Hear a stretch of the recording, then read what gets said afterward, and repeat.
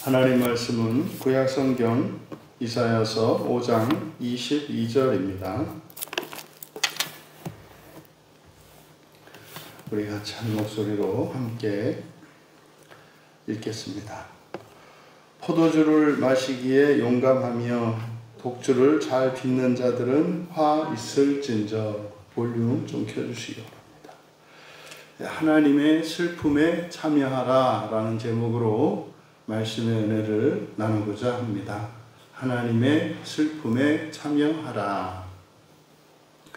이 22절의 끝에는 이제 마침 부호가 이제 찍혀 있습니다. 이제 우리말 성경에는 표시되어 있지 않습니다만, 그래서 여기에서 이 문단이 끝나고 이제 주제가 바뀌는 것을 의미합니다. 지금 22절은 8절, 5장 8절에서부터 시작되었던 그 하나님의 슬픔, 우리말 성경에는 화로다라고 번역되어 있는 이 호의라고 하는 하나님의 슬픔을 나타내는 이 말이 이제 여기에서 끝이 납니다. 그래서 앞에 8절, 11절, 그리고 18절, 20절, 21절, 22절 이렇게 6차례 이 호의라는 말을 통해서 하나님의 슬픔을 나타내고 있습니다. 그래서 이것을 지금 사실 구약 성경이나 신약 성경이나 이게 빨리 번역을 바로 잡아야 되는 중요한 단어 중에 하나입니다. 이제 신약 성경에서는 헬라어 우아이인데 이게 하나님의 슬픔을 나타내는 말을 이것을 이제 마치 앞으로 일어날 그 어떤 재난과 환란에 초점을 맞춰서 이렇게 번역을 해 놓았기 때문에 성경 말씀이 많이 오해하지 않을 수 없는 그런 번역입니다. 그래서 오호라라고 이제 저는 이제 번역을 합니다. 슬프다는 뜻이에요. 슬프도다 이런 뜻이고 오호라. 그리고 여기에 보면은 지금 이제 포도주를 마시기에 용감하고 독주를 잘 빚는 자들은 화 있을진저. 이건 그렇지 않습니까? 이제 술 마시는 사람들에게 마치 경고를 주는 것 같은 이제 그런 구절로 되어 있단 말이에요. 그래서 특히 이제 우리나라 같은 경우에는 이렇게 술 마시는 것은 기독교 신앙에 위배되는 것으로 이제 그런 교회적 전통을 가지고 있기 때문에 이제 이런 본문들이 이제 금주를 이렇게 교훈하는 것으로 잘 인용되기가 쉽죠. 그런데 원문은 그런 뜻이 아닙니다. 전혀 그런 뜻이 아니고요. 여기서 포도주를 마시기에 용감하며 라고 번역되어 있는데 그게 아니고 용감하며 라고 번역한 이 깃보르는 복수입니다. 복수 명사예요. 용사들입니다. 용사들이 포도주를 마시고 이렇게 됩니다. 용사들이 포도주를 마시고 그 다음에 뒤에 이제 독주를 잘 빚는 자들 이렇게 되어 있습니다만 이게 정말로 잘못된 번역이거든요. 여기에 독주를 잘 빚는 자 뒤에 나오는 사람은 이제 앞에 있는 깃보르와 이제 관련되는데 뒤에 있는 자는 에노시입니다. 에노시는 성경에서 나오는 사람을 뜻하는 말 중에 하나인데 이 에노시는 사람의 그 필멸성을 강조하는 단어예요. 그러니까 생로병사에서 벗어날 수 없는 유한한 그런 필멸적인 존재성을 나타낼 때 쓰는 말이 에노시입니다. 그런데 그 앞에는 이 에노시 앞에는 지금 우리말 성경에는 이제 해석이 안 되어 있습니다만은 능력을 의미하는 하일이라는 명사의 수식을 받고 있어요. 그래서 그대로 직역하면 능력의 에노시. 이걸 이제 인간으로 이제 번역을 하는 게 좋겠다라는 생각이 들어요. 그래서 능력의 인간들 이렇게 되는 거거든요. 그러니까 능력 있는 자 이런 뜻이죠. 능력 있는 자들은 독주를 섞는구나 또는 독주를 제조하는구나 뭐 이런 뜻입니다. 그래서 그대로 22절 직역한 걸 불러드리면 오호라 용사들이 포도주를 마시고 능력 있는 자들이 독주를 빚는구나 뭐 제조하는구나 뭐 이런 뜻입니다. 그러면 말씀드렸습니다만 이 슬픔을 나타내는 이것은 하나님의 슬픔을 나타내는 거예요. 그러니까 굉장히 특별한 의미를 갖습니다. 이게 실제로 신구약 성경에 그렇게 많이 쓰이지 않아요. 구약 성경 전체 통틀어서 21번 사용되는데 그 중에 6번이 바로 여기 이사야 5장에 사용되고 있습니다. 그러니까 이사야서 5장에 있는 내용들은 하나님이 굉장히 애통해 하시는 내용들인 거예요. 이제 그 사람들을 이제 지금 6가지로 6종류의 사람들로 제시하고 있거든요. 그러니까 우리가 6이라는 숫자, 7이라는 숫자, 8이라는 숫자가 의미가 있잖아요. 그러니까 6이라고 하는 것은 인간의 수이거든요. 인간의 수, 세속의 수.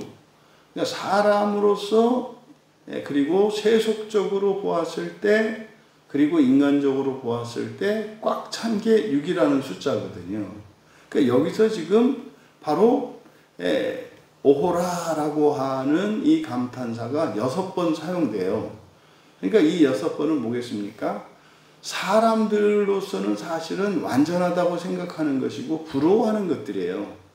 근데 하나님이 보시기엔 어떤 거예요? 애통한 것들이라고 해요. 6은 정말 애통하죠. 왜요?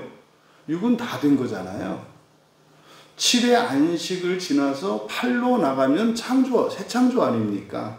그런데요, 6에 멈추었어요. 이게 지금 우리가 수요일과 금요일에 보고 있는 고린도전서와 요한서신에서도 주제로 삼고 있는 바로 세속성의 문제거든요. 그게 6입니다. 6이라고 하는. 그래서 요한계시록에서 나오는 666이라고 하는 것은 완벽한 세속성이거든요. 완벽한 인간성, 완벽한 세속성. 그러니까 어찌됐든 이 6번 사용되어진 마지막에 이제 해당하는데, 그러면 여기서 하나님이 슬퍼하시는 것은 무엇일까? 그러면 첫 번째로 용사들이 포도주를 마신다는 뜻은 무슨 뜻일까? 그러니까요, 용사, 이 깃보르라고 하는 것은 사실 사명을 받은 특별한 사람들이에요. 그래서 용사라고 번역을 하거든요. 그러니까 이 깃보르는 뛰어난 사람들이에요. 보통 사람들보다 뛰어난 사람들. 그러니까요, 인간적으로 뭐 천재였든지 아니면 천재적인 어떤 재능을 가지고 있는 사람들, 뭐 힘이 세든지, 덩치가 크든지, 그래서 다른 사람들에 비해서 어떤 탁월함을 가지고 있는 사람들, 이런 사람들이 깃보르이거든요. 그러니까 이게 이제 용사입니다. 그럼 여러분, 성경을 통해서 하나님의 그 섭리, 그리고 이 하나님의 천재 경륜을 우리가 깨닫게 되면 날 때부터 뛰어나게 태어난 사람들은 사실은 사명을 갖고 태어난 사람들이에요. 그것도 현재적으로도 여러분들이 다른 사람들에 비해서 더 부유하거나 더 능력이 있거나 이렇게 한 것은 다 사명이 있는 사람들이에요. 그러니까 오히려 그런 것이 없는 사람들은 마음이 좀 가볍습니다. 대신 몸이 좀 힘들죠. 그래서 많은 재산을 가지고 있거나 다른 사람들보다 뛰어난 어떤 능력과 위치에 있는 사람들은 인간적으로는 좋아 보이고 존경스러워 보이고 편할 수 있을지 모르겠습니다만 마음이 힘들어야 해요. 왜요? 사명과 함께 주어지기 때문입니다. 그러니까 여기서 지금 용사들이 포도주를 마신다라고 하는 이것은 뭡니까? 사명을 가지고 있는 이런 영적으로, 그러니까 사명을 가지고 있는 이런 특별한 사람들이 뭐 한다는 거예요? 그냥 먹고 마시고 논다는 거예요. 사명을 잊어버린 걸 말합니다. 그런데 이 깃보르는 어디서 나오느냐면요. 이제 뒤에 나오는 게 에노시라고 그랬지 않습니까? 능력 있는 자들. 근데 이 에노시와 깃보르는 이제 어떤 상관관계가 있는데, 창세기 6장 4절 할 당시에도 제가 이제 이 본문을 제대로 못했는데, 다시 창세기 6장 4절을 번역을 할 필요를 느낀 게, 바로 이 깃보르와 이제 에노시의 관계, 그리고 거기서 이제 네피림이 나오거든요. 창세기 6장 4절은 하나님의 아들들이 사람의 딸들에게 들어가서 이제 일명 거인으로 일컬어지는 바로 네피림들이 세상에 태어난 얘기를 기록하고 있어요. 이게 이제 사실은 세상을 하나님이 물로 정화시켜야 되는 마지막 단계였거든요. 그때 이제 창세기 6장 4절에서 알 수 있는 게 뭐냐면요. 에노시는 인간의 필멸성을 나타낸다 그랬잖아요. 그래서 그냥 이것을 한 단어로 번역할 때 인간으로 번역하는 게 좋겠다. 그러면 창세기 6장 4절은 그런 내용이에요. 이전에는 에노시였던 그 용사들, 누가? 네피림이. 그러니까 이제 뭐 이게 많은 설명을 요합니다만, 쉽게 얘기해서 천사와 사람, 여자 사이에 태어난 특별한 사람들, 이게 이제 그리스 로마 신화에서 나오는 뭐 헤라클레스나 이런 사람들이거든요. 이거를 네피림이라고 해요. 그래서 어쨌든 바로 이 에노시와 깃보르라고 하는 것은 정반대 말이에요. 깃보르는 뛰어난 사람을 나타내고, 에노시라고 하는 것은 인간의 취약성, 필멸성을 나타내는 단어라고요. 근데 에노시였다가 깃보르가 된 사람들, 이게 네피림이라는 건데, 이게 뭡니까? 천사와 사람 사이에서 태어난 사람이에요. 이거는 이 창세기 6장 4절은요, 예수님의 동정녀 탄생에 대한 예표가 되는 성구거든요. 자, 어찌하였든지 간에 여기서 용사들이라고 하는 것은 어떤 사람들이다? 영적으로 특별한 사명을 가지고 있는 사람들이라는 거예요. 근데 그들이 뭐 했다?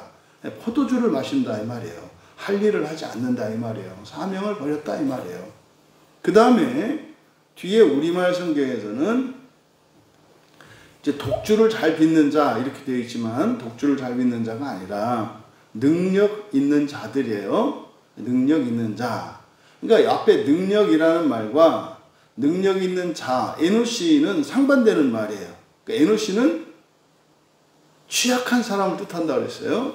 근데 하일, 능력의 에노시 이렇게 되거든요. 그러니까 필멸적인 사람이야. 그러니까 멸망을 할 거예요. 근데 뭐 하고 있어요? 능력을 갖고 있는 사람들이에요. 능력을 갖고 있는 사람들. 그러니까 이 깃보르는 영적으로 특별한 사람들이고, 능력 있는 자는 멸망할 자들이지만 육체적으로 힘이 있는, 능력이 있는 사람들을 말해요. 근데 이 사람들은 말하자면은 은사를 받은 사람들이죠. 깃보르는 영적으로 좀 남다른 사람을 의미하고, 그 다음에 능력 있는 자라고 할 때 이 사람들은 그냥 에노시였는데 능력이 생긴 거예요. 이게 뭐죠? 하나님으로부터 은사를 받은 사람들이죠. 은사자들이에요. 그러니까 이런 능력을 받은 사람들은 하나님으로 받은 은사일 건데, 그런 사람은 반드시 그런 은사는 무엇과 함께 주어진다? 사명과 함께 주어진다. 그러니까 지금 그러함에도 불구하고 그들은 뭐다? 구원이 필요한 사람들이다. 왜? 에노시니까. 멸망할 사람들이니까. 그래서 22절에서 이야기하고자 하는 것은 뭡니까? 사람들 가운데에서 특별한 선택을 받고 특별한 은사를 받아서 구원의 사명을 감당해야 하는 사람들, 심지어 구원을 하면서 자기 자신도 구원을 이루어가야 하는 사람들이 구원의 사명은 그냥 내려놓은 채 그저 육체적인 쾌락과 이 세속의 즐거움에 빠져 사는 것을 말해요. 그러니까 여기서 말하는 오호라, 여기서의 슬픔은 바로 어떤 사명이에요? 구원의 사명을 가진 자들이 그들의 사명을 저버린 것에 대한 슬픔이에요. 뭔 말인지 아시겠죠? 그러니까 딱 생각나는 게 노아거든요. 노아는 인류 가운데에서 대표로 택함받은 사람이었잖아요. 그러니까 노아가 한 일이 뭐예요? 포도주를 마시고 취해버리고 그래서 자신의 사명을 잊어버렸다고요. 그러니까 지금 그때 일이 생각이 나요.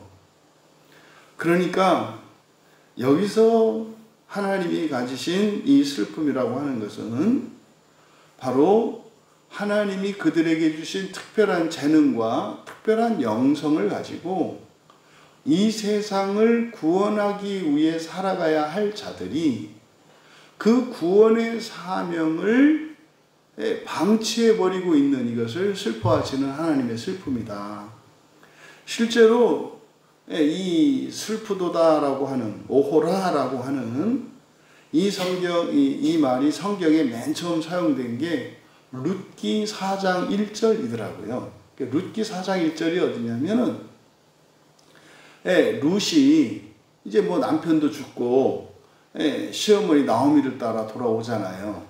근데 보아스가 룻을 만났단 말이에요. 그래서 룻의 처지를 알게 됐어요. 그래서 룻기 4장 1절은 보아스가 룻의 문제를, 딱한 룻을 도와주기 위해서 기업물을 자를 찾아주려고 딱 나오는 장면이거든요. 근데 그때 보아스가 성문 앞에 앉을 때 그때가 바로 요 호의, 슬픔이에요. 그러니까요, 이 호의라고 하는 단어가 맨 처음에 사용된 룻기 4장 1절은 바로 뭡니까? 보아스가 룻을 불쌍하게 여기고 그 여인의 처지에 대해서 슬픔을 느끼면서 그 문제를 해결해 주려고, 구원이잖아요. 그래서 보아스가 구원자로서 역할을 할 때 그 구원하게 된 이유가 호의, 이 슬픔이었단 말이에요. 또 열왕기상 13장 30절에도 좀 난해한 본문이죠. 거기가 이제 하나님의 사람, 하나님의 선지자죠. 하나님의 선지자가 북이스라엘의 가장 이제 악한 왕으로 손꼽히는 그 여로보암이 이제 산당에다가 제사를 드릴 때, 그때 이제 그것을 잘못을 지적하려고 하나님의 선지자가 가는데, 그것을 얘기하고 돌아오는데 어떤 늙은 선지자가 그 하나님의 선지자를 유혹해가지고 하나님 말씀을 어기게 해가지고 사자한테 찢겨 죽는 그 사건이 나와요.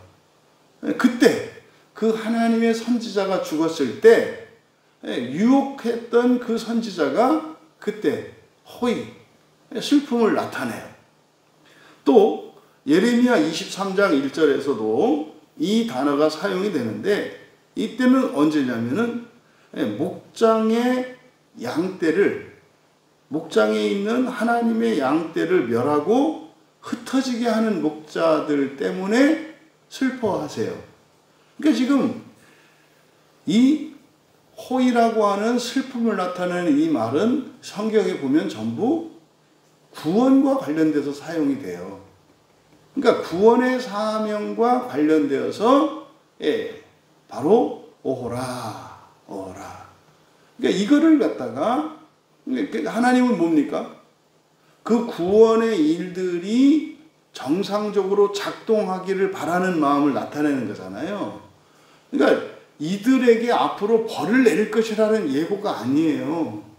구원의 일이, 이 구원의 사명이 다시 시작되어야 한다는 것을 나타내는 본문이거든요. 그래서 지금 이 이사야 5장 22절에서 마치고 있는, 그래서 이사야 5장에 있었던 하나님의 슬픔, 그래서 이제 설교 제목을 하나님의 슬픔에 참여하라 이런 건데, 전체 6가지를 정리해보면 8절은 끝도 없는 탐욕과 이기심 때문에 슬퍼하세요. 그러니까 하나님께서 복을 주시면 사람들 그 복은 세상을 구원하라고 주시는 거잖아요. 근데 탐욕에 빠지고 이기심에 빠져요. 이거를 슬퍼하셔요. 이게 8절이고, 그 다음 11절은 술에 취해 있는 자들로 슬퍼하셔요. 술에 취해 있다는 게 뭡니까? 인생을 허비하는 자들이에요.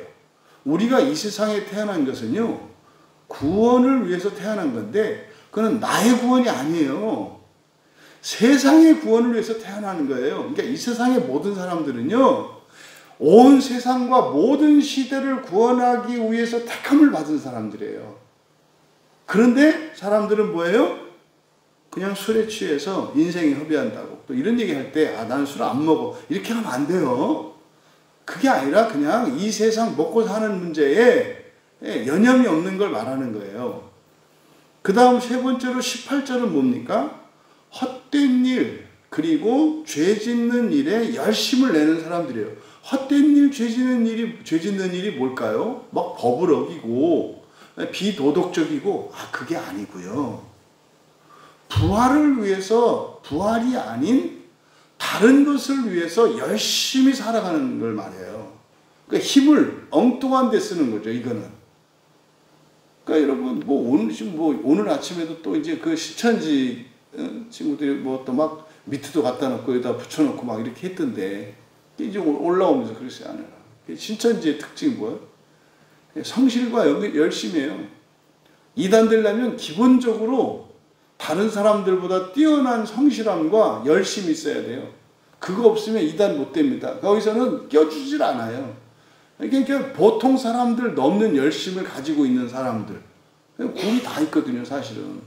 그 사람들이 어떻게 보면은요, 깃보루, 용사들이고, 하일 에너지, 능력이 있는 사람들인데, 다 저기가 있어. 그러니까 하나님이 슬퍼하신다고. 그러니까, 엉뚱한 데 열심을 내는. 그래서 헛된 일과 죄 짓는 일이라고 했을 때 이거를 이렇게 어떤 사법적으로, 도덕적으로 생각하는 큰 오산이다. 이건 뭐예요? 너무나 인간적인 이런 얘기예요. 그 다음, 네 번째 20절에서 20절에 나타난 하나님의 슬픔은 뭡니까? 선과, 그리고 빛과 어둠의 이 가치가 전도된 사람들. 뭐예요, 이 사람들은? 마음의 지옥을 가지고 있는 사람들이에요. 혼자 괜히 불행해. 여러분, 진짜 사람이 불행할 때는 언제일까요? 지옥이에요. 지옥이라고요. 그러니까 그리스도인들은요, 우리 마음속에 지옥이 있을 수가 없어요. 근데 우리 마음에 있는 지옥은요, 스스로 만들어내는 거거든요. 뭐 때문에? 가치가 전도돼서. 그러니까 객관적으로 봐도 아무렇지도 않은데, 나는 지옥이래. 이게 이제 우리는 그 비밀을, 우리는 그 원리를 알잖아요. 거짓 감정 때문이라는 거.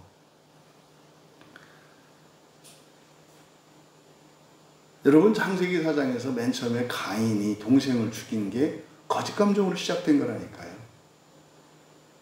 왜요? 너무나 수치스러웠고, 너무나 외로웠고, 너무나 미워서 죽였다니까요. 그러니까 이게 마음에 지옥이 있는 사람들이거든요. 왜 그렇다? 가치가 전도되면 그래요. 여러분, 그리스도인은 행복한 사람들이거든요. 왜 그럴까요? 지옥을 면해요. 첫째 부활에 갈 수 있는 사람들이기 때문에 그래요. 근데요, 그게 아무것도 아닌 게 돼버려요. 그러면은 이제 갑자기 땅 아래로 내려오는 거 아닙니까? 여러분, 날개 부러진 천사가 이 세상 살 때 어떻겠어요? 미치지 않겠어요? 이게 전형적인 그리스도인들이 마음의 지옥을 가지고 있는 그리스도인들이거든요. 그러니까 이들 때문에 마음이 아프다는 거예요. 그 다음에 다섯 번째가 스스로 지혜롭고 명철하다고 여기는 사람들이에요.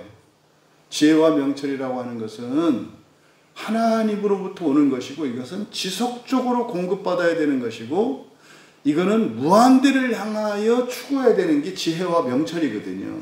근데요, 이만하면 됐다. 라든지, 하나님이 아니라 내가 스스로 또는 사람에게서 얻을 수 있다고 생각하는 사람들이에요.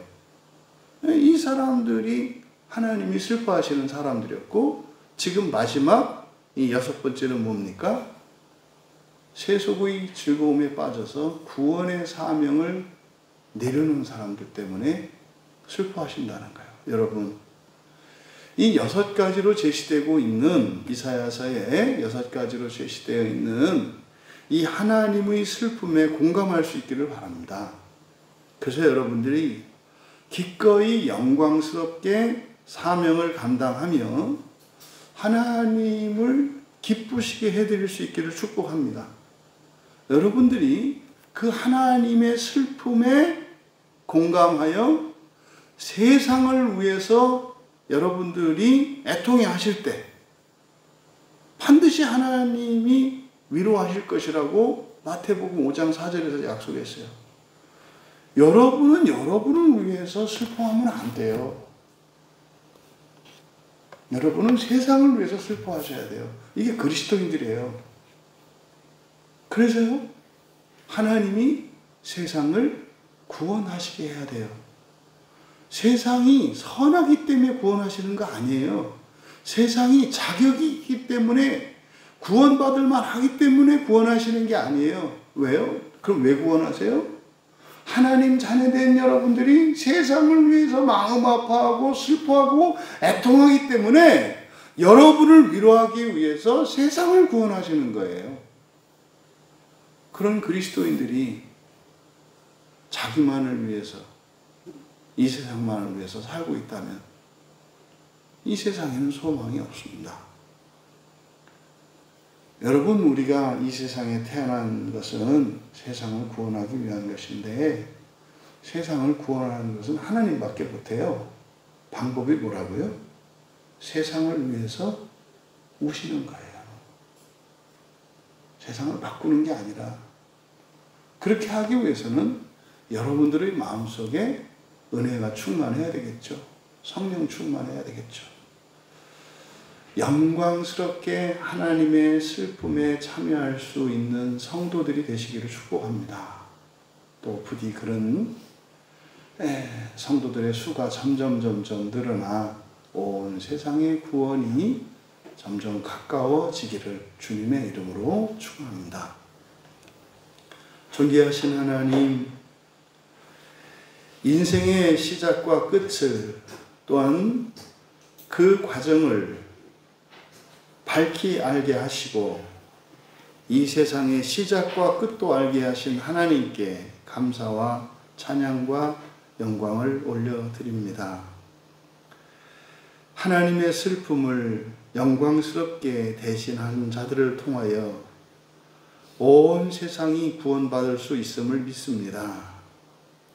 이사야 선지자를 통하여 6가지로 가르쳐 주셨던 하나님의 슬픔을 알게 하시고 그 하나님의 슬픔에 기꺼이 영광스럽게 참여하는 저희들 되게 하옵소서. 감사하며 예수님의 이름으로 기도하옵나이다.